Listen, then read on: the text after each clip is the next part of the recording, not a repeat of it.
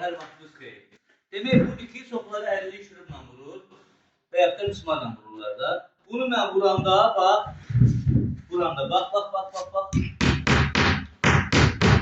Görürsünüz. Fikir verin. Bunu vereyim, vururam. Ustalar, bax nə dər sıxdı. Bu ustalar size anladılar. Yani deyib bilərsiniz. Bax, bunun vurulma qaydası budur.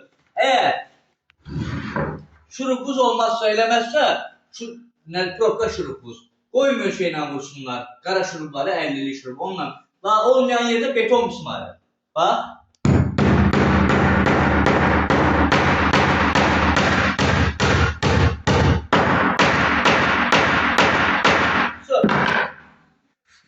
Yani bunu usta gelse şurubla zaten vursa koymayın. Yani gözəl xazinələr. Bax, indidən deyim bilərsiniz.